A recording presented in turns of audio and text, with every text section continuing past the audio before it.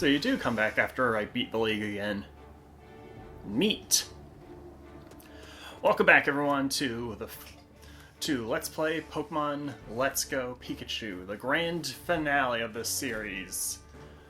Today, we'll be tackling the multiplayer aspect of this game. And before I start with that, one last roundup of how my team has been changed. I've used 150 of my rare candies to boost everyone from level 75 to level 100, as you can clearly see.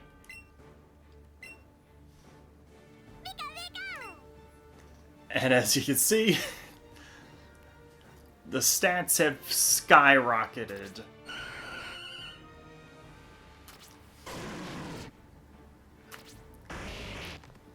Mad Bomber has an obscene amount of attack power now, but that's nothing compared to Fernambular's defense. It previously went off the charts and was overlapping with the numbers. Now it passed the numbers.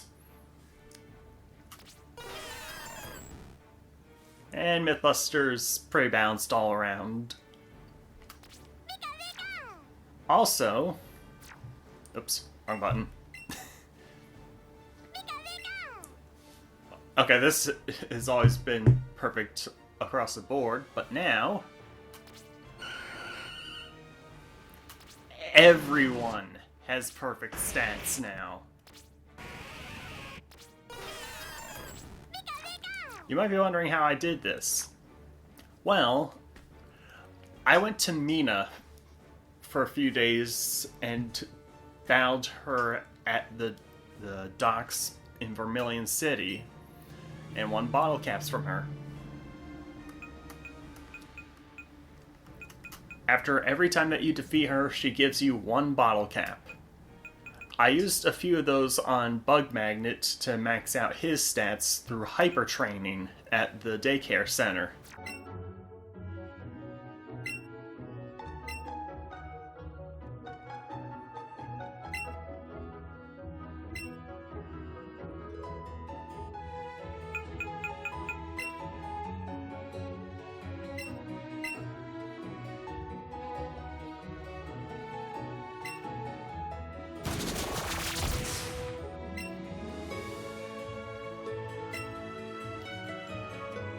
And also, just like how you can find a Master Ball rarely in the Unknown Dungeon's top floor, you can find bottle caps and gold bottle caps randomly in the game corner. Yeah, each and every single item spot that you have there can potentially lead to a bottle cap, or even more rarely, a golden bottle cap. Although, with how lucky I was, I feel like the normal bottle caps are rarer there than the gold ones, since I was able to get at least 4 gold bottle caps from there to power up Balto, Mad Bomber, Fernambular, and Mythbuster 2.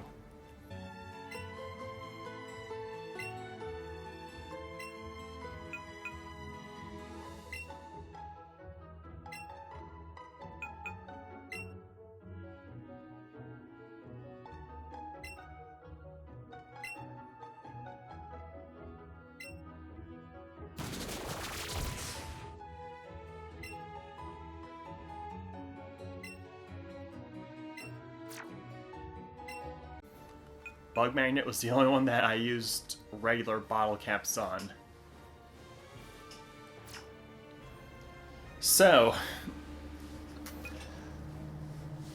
I'm also down to, let's see, where is it? 2 rare candies. So yeah, I use up almost everything, but now it's time to play with others from far away. I'm going to go into single battles, and from here I'm going to be doing a set of 5 battles. Doesn't matter to me who wins. I'm just here to have fun, and isn't that the whole point of playing this game? Now let's go. Time to begin our search for some multiplayer opponents. Now then, my initial plan was to face off against other Poketubers, but, well, that fell through. So, I decided to go to Reddit for this set of battles. And that sort of worked.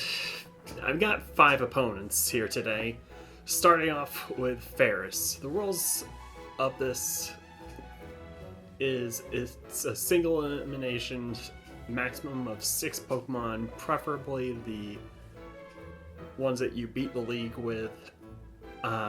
No random substitutions unless it's part of a Pokemon's move or they get knocked out. So like, you can use U-turn or teleport to swap out, but you can't just randomly switch from one to the other, one Pokemon to the other mid-battle. Just to keep things a bit interesting.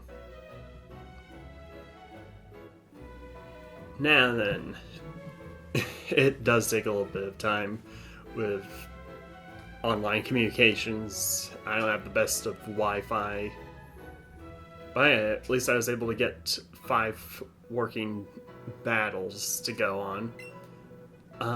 Also, it's preferable that everyone is using level 100s, but if they can't, then I allowed my opponents to use whatever was closest to it.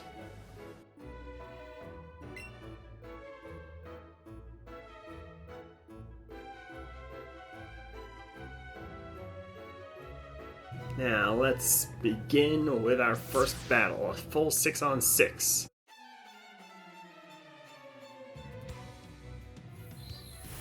Ooh, fancy.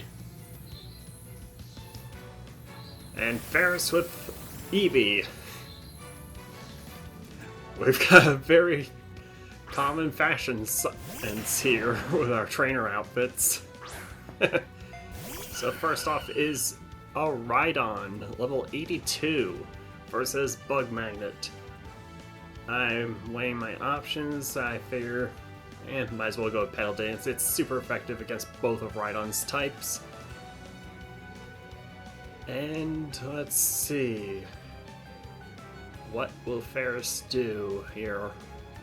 If anything, considering I likely outspeed this Rhydon, what with being 18 levels higher than it and having maxed out stats. Okay, I hit it with the Petal Dance and it shreds right through Rhydon. Very nice, very, very nice. Now let's see what Ferris has up next. I'm currently locked into Petal Dance here, so whatever it is probably going to take a face full of petals, and it's a Rapidash. Very interesting choice. A very good choice, actually. If it can land a fire-type move on Bug Magnet, then that could cause trouble, but again, I outspeed it. And, oh, I was thinking for sure that it would withstood that Petal Dance and hung on by a sliver. But apparently not. So, what's third on the list of Pokemon? If this next Pokemon manages to hang in there, then, oh, a Vileplume of their own. Well, this is going on to the third turn of Petal Dance, so I might get confused due to the fatigue. And, oh, not even half. And there goes the confusion.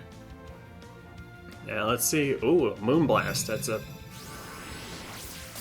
pretty good move, but it doesn't hit very hard.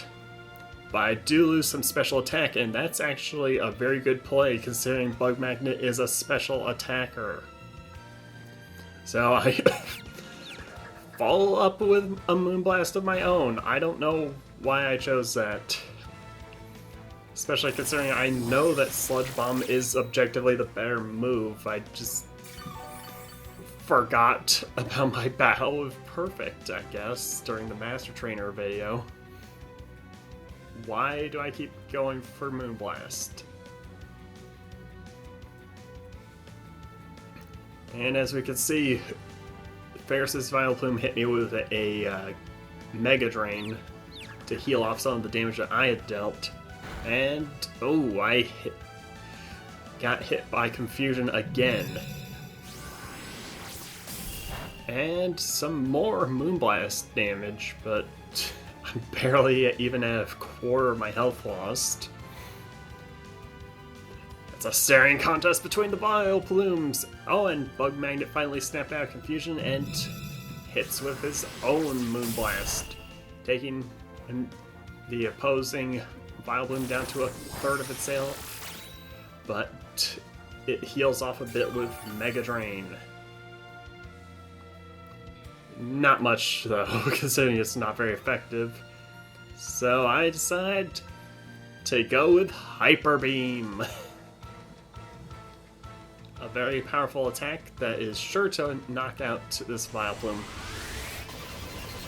But because random switching is disabled and you can't just get a free switch in during multiplayer battles like you can against NPC trainers, I'm stuck with the consequences of Hyper Beam needing a recharge period.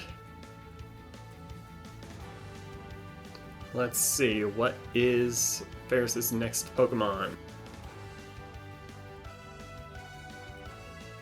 And it's a Gengar, so even if I were to use Hyper Beam again, it wouldn't do anything. So here's the recharge, and he goes for Will-O-Wisp, inflicting a burn on Bug Magnet. That's a very good move, actually, to whittle down my health, especially considering I don't think I have anything that's very good against a Gengar at this level. At least nothing that's super effective or neutral.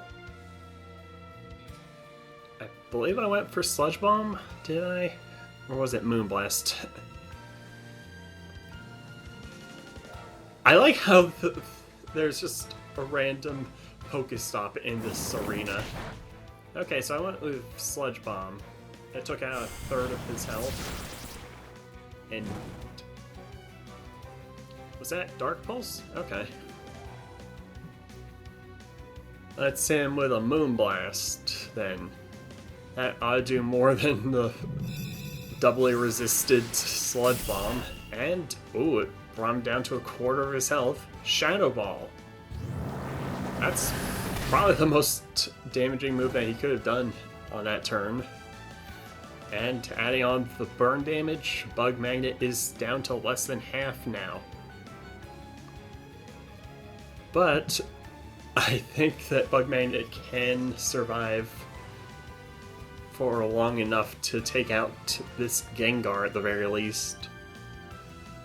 Let's see. Moonblast. Will that KO? Yes, it does. And Gengar goes down. Bit of burn damage there. Still have a fair amount of health to go.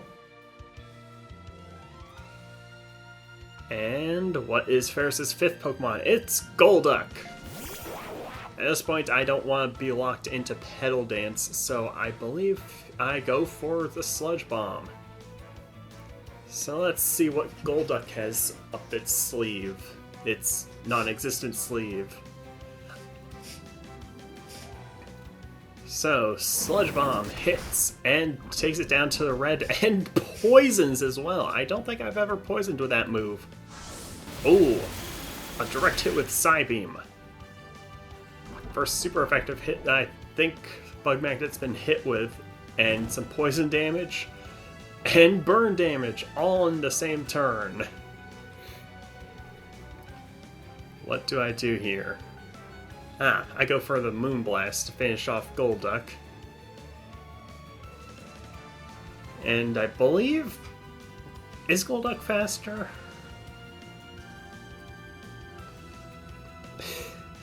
Lots of dramatic camera panning, because communication takes a while. I think they may have gotten a phone call or something at this point, because nothing is happening. Okay, there we go. There's Moonblast. And that finishes off Golduck. Probably one of the more resilient Pokemon on Ferris's turn, and 90 HP left for for Bug Magnet. Almost said Gold Magnet. That would have been an interesting name for a Pokemon. And a Alolan Ninetales. A very interesting choice. Instead of going for a super effective hit, I chose Moonblast, a move that Ninetales resists, since it's also a fairy type. Well, that takes out half of its health, and I get hit by a Dazzling Gleam, as well as the more burning damage. And I finish this off with a Sludge Bomb. I really like the flowing design of Alolan Ninetales. But that ends the battle. Good battle, Ferris. A bit one-sided on my end, because I had a level 100 against a team of level 82s. Thank you for the battle. Now let's move on to the next one.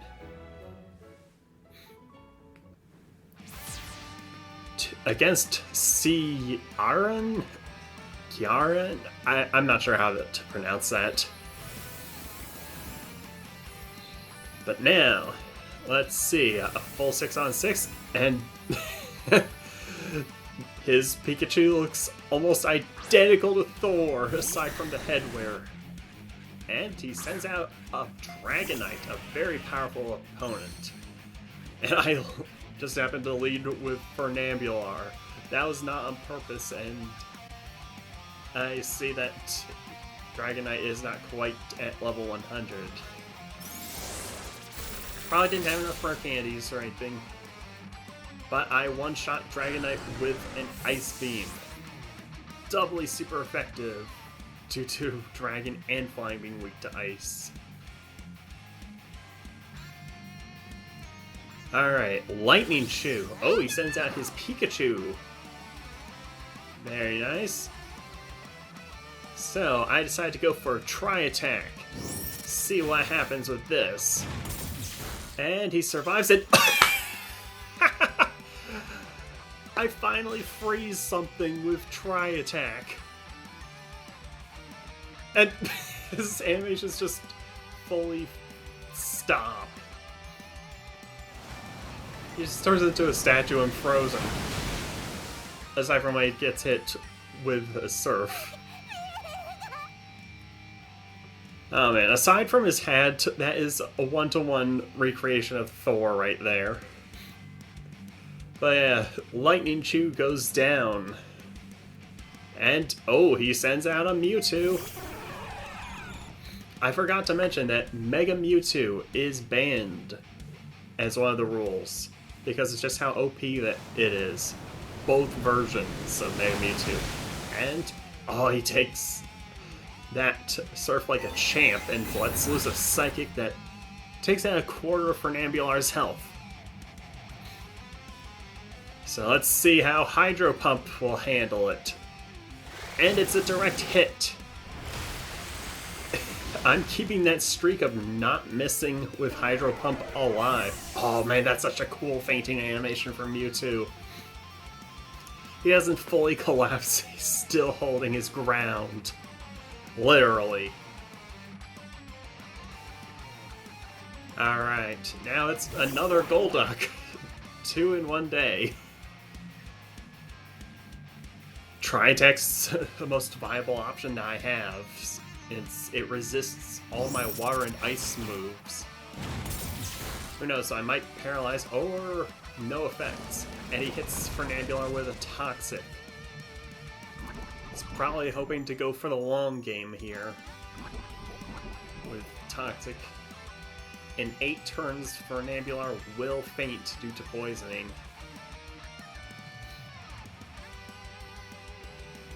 Now, what will happen on this turn? We've already suffered 1 turn of Toxic Poison. And Golduck goes down. 2 turns of Toxic Poisoning, and Fernambular is down by 1/3 of his health. Now, let's see. A Charizard! An interesting choice. Perhaps it'll Mega Evolve. I don't know. Let's hit him with a Surf. And he does not Mega. Interesting. And it's a one-shot. Charizard is a formidable foe, but against a very powerful water type like Fernambular, it just didn't stand a chance. 4 turns of Toxic Poisoning have gone by. Ooh, Nidoking. Yet another powerhouse. But unlike Charizard, this one can't Mega, and is weak to Ice Beam due to its ground typing. And it's a one-shot. Wow, that is a really low-level Nidoking compared to the level 80s that the rest of his team consisted of. I guess he was still in the middle of training that one up. But it's another clean sweep. Now for the 3rd battle against Yaw Dooku. I'm liking the names that people chose for their trainers. And Shaka Khan. Okay. And he's sending out Neo. Wait, what? Why has he only got 1 Pokemon? I guess he wanted to go with the Matrix, because Neo has 2 spoons. And I lead with Balto, and he's going for the Mega Evolution. Perhaps he didn't have anything else that was level 100 to go alongside it. But let's see how Crunch deals with Mega Alakazam, and Neo failed to take on the Matrix here. That was a very fast battle. Only 1 turn. How about Suiton Golf? Is that how it's pronounced? My apologies if it's not. But we've got a full 6-on-6, and hey, the Diglett hat! Alright, he's starting off with a Starmie. Very interesting choice. And I lead with Mythbuster 2. And we are not in no restrictions, so everyone is at level 50, so... Yeah, my team has lost half of its power. But that doesn't mean that they're lightweights either. I hit him with Dark Pulse, and he hits me with Dazzling Gleam. So I decided to follow it up with a second Dark Pulse since I know that I'm faster than him. I like how its core just shimmers like that. Alright. I wonder if Starmie is a very popular choice in competitive. Because I don't really know if it would be. And with one more Dark Pulse, Starmie goes down.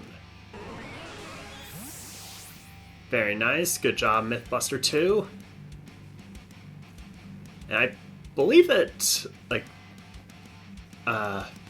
affection bonuses are disabled, so no randomly curing yourselves of status ailments can happen online. And I get hit by a Dark Pulse. Oh, and Mythbuster 2 flinches.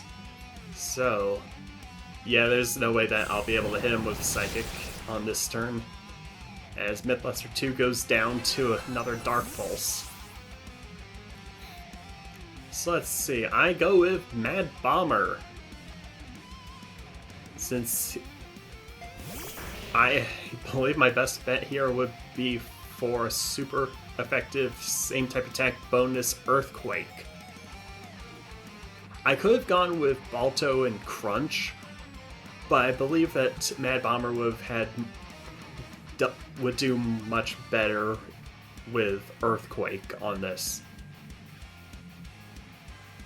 And he hits me with a Psychic. That's some very good coverage there. Well, let's see how he handles an Earthquake. Oh, and it's a one-shot. Very nice. Excellent job, Mad Bomber. Now, what does he have in store next? Oh, he has a Venusaur in store. I'm curious about whether or not that thing will Mega. And I'm not entirely sure whether or not I should go for Rock Slide or Earthquake. I weighed my options and went with Earthquake and get hit by a Pedal Dance. And that takes out Mad Bomber. Good choice, actually. So I'm deciding to just follow that up with Balto so I can hit him in the face with a Flare Blitz. And let's see how this Venusaur handles Flare Blitz to the face, and it's a one-hit KO. Although that was a bit of a reckless move on my part, since massive recoil damage, taking out a third of my own health. That could cost me the match if things go wrong, but up next is a Kangaskhan. Half of his team so far can Mega. Oh, he uses a Fake Out. So I can't do anything on that turn, so let's try again with an Outrage. Who knows, we might get into an Outrage mirror match. And that takes out just shy of half of his health. Oh, and I get hit by a Crunch of his own. But I'm locked into Outrage now. I just realized that I have more than one move that locks me into a single move on this team. And already hitting the fatigue-induced confusion. Oh man, Balto is down to 6 HP. Can he survive this next round? And he lands the Play Rough to finish off the Kangaskhan. Very nice. Although, I don't know how long Balto can last with only, like, what, 6 HP left? And a Charmeleon. Interesting choice. Let's hit him with a Crunch. Oh, wait, I'm still confused. I forgot about that. But I hit through the confusion anyway. And take out half of his health, lowering his defense. And he uses Dragon Rage. Interesting choice of moves. A move that only does 40 damage, but considering I was down to 6, I guess that makes sense. It's not even a Charizard, it's just a random Charmeleon. I think that's the first not fully evolved Pokemon outside of a starter Pikachu or Eevee that we've seen here today. Well, whatever. Fernambular can finish off this Charmeleon with a heavy-hitting Surf. And down he goes. Now, what else does he have? Man, this is such a good battle. I really had a lot of fun with this fight so far. And I guess he's trying to decide on a good strategy to take down Fernambular, considering his massive defenses. Probably trying to figure out what Fernambular is weak to, since Water Ice often puzzles me on what its mutual weaknesses are. And man, this guy's taking a long time to send out his next Pokemon. I mean, I think he's down to his last one, and okay, there we go. Hitmonchan. Now, let's see. I go for the Ice Beam. Fully powered Ice Beam straight to the face. Takes out a third of his health. Oh, Thunder Punch. And he deals just as much damage to me as I did to him. Okay, maybe a little less. So I follow up with another Hydro Pump. And that... Oh, so close. And now, I get hit by a Thunder Punch again. The damage is really close here. I think this guy's come the closest to beating Fernambular out of anyone, and he gets paralyzed while hanging on just barely, but hits Fernambular with another Thunder Punch. 9 HP left. Let's finish him off with a Surf. Man, this was a really good battle. I had a lot of fun facing this guy, and he put up a really good challenge here. Suiting Golf, you did good. You've got my respect. Man, that was so fun. Now for the final battle against Juju. Alright, we've got a full 6-on-6 match here.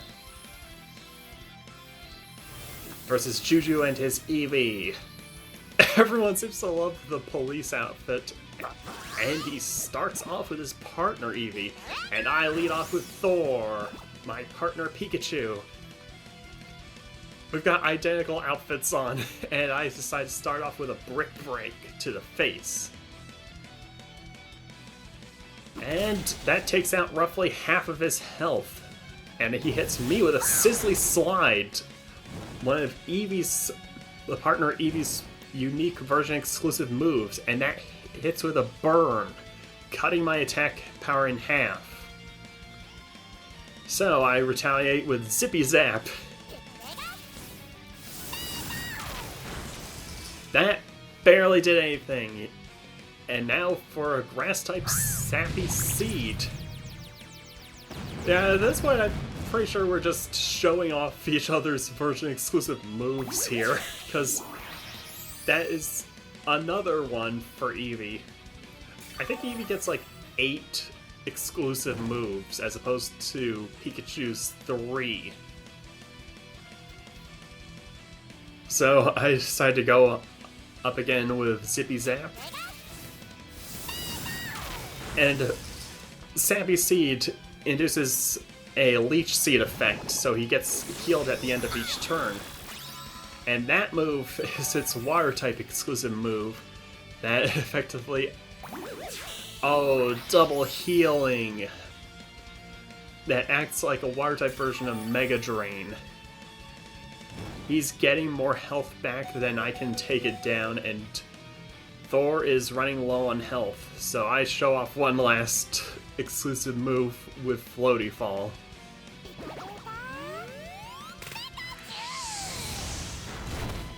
Man, and Buzzy Buzz, his exclusive electric type move. And then he gets healed off some more by the Leech Seed. Okay. And I take some burn damage, and Thor goes down. You did well, Thor, but that burn really messed you up. So I decided to switch over to Mad Bomber, since he's going to be at full strength going into this. And I decided that the best way to deal with this Eevee is to hit him with Super Power. I do know the risks of this, though, as I'm using this right off the bat, but it's strong enough to take it down, while lowering my attack and defense. A fair trade-off, though, since now we're both down 1 Pokemon each. Now, let's see what his next Pokemon is. Oh, he sends out a Mew of his own! And it's level 56. I guess he was still in the middle of training that when he challenged me. So I decided to go with Earthquake and see how well that holds up. Oh, that actually held up a lot better than I thought.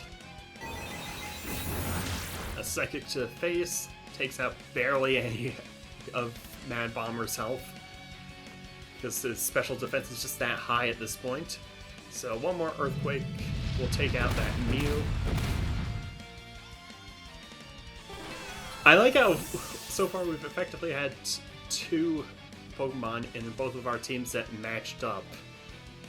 A partner starter and a Mew, and he goes with a Mewtwo as his next team. I have a feeling that he's stacked up his team with legendaries if he's using 2 in a row. Now let's see what he's doing. Wait, what? What?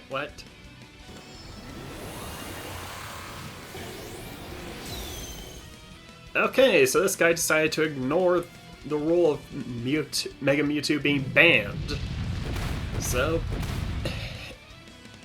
it seems like the only recourse that I've got is to take out this Mewtwo as soon as I can.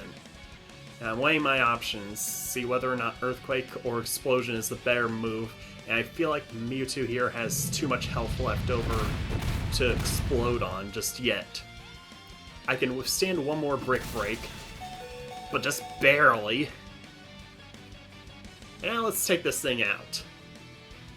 What the fuck?